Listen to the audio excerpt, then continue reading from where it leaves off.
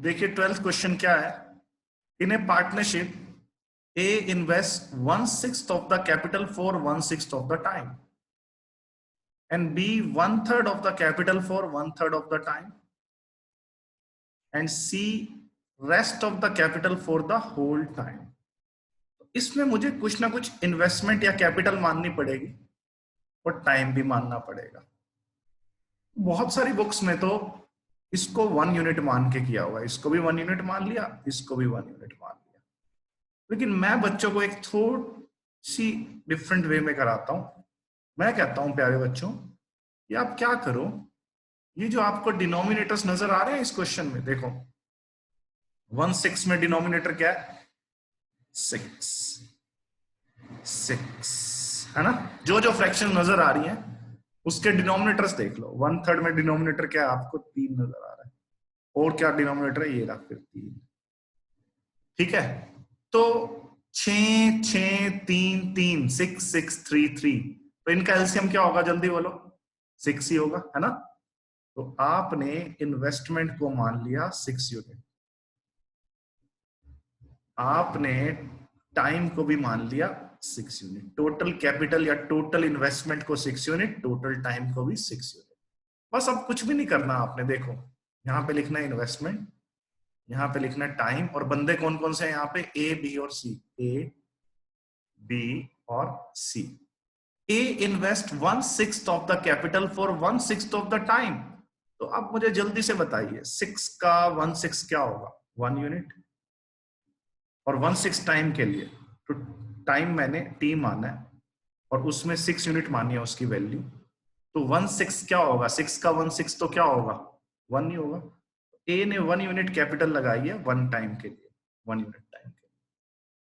आगे पढ़ो, B invest 1/3 of the capital, 6 का 1/3 क्या होता है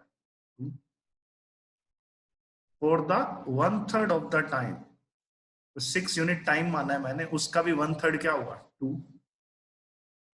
यहां तक आ गया। And C rest of the capital, C ने बची हुई कैपिटल लगाई। अब देखो टोटल कैपिटल आपने 6 यूनिट मानी है, इन्वेस्टमेंट या कैपिटल भी कह सकते हो ना इसको आप। टोटल कैपिटल 6 यूनिट मानी है, एक तो उसमें से ए ने लगा दी, 2 बी ने लगा ली, 1 और 2 3, तो बाकी कितनी रह गई 6 में से 3 तो ए और बी ने मिलके लगा दी, है ना। तो बाकी कितनी रहेगी 3 यूनिट रह गई।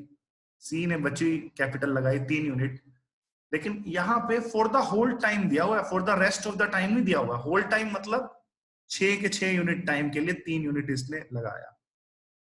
अब सिंपल, ए का 1 यूनिट टाइम के लिए, इन्वेस्टमेंट इनटू टाइम मैंने आपको बहुत बार बताया, पार्टनरशिप में प्रॉफिट का ही रेशियो होता है, उसके सारे लॉजिक बता रखे हैं मैंने आपको। 1 × 1 1, 2 × 2 4 एंड 6 × 3 18। मैंने यूनिट यहां लिख दिया, हर जगह नहीं लिखा, वो आप अंडरस्टूड है आपके लिए। तो टोटल प्रॉफिट का रेशियो 1/4 18 हो गया। ठीक है, अब निकालना किसका प्रॉफिट है, बी का। कितने प्रॉफिट में से 23,000 में से, तो बी का कितने यूनिट नजर आ रहा है आपको 4, और टोटल 1 4 5 और 18 23, और टोटल है कितना 23,000।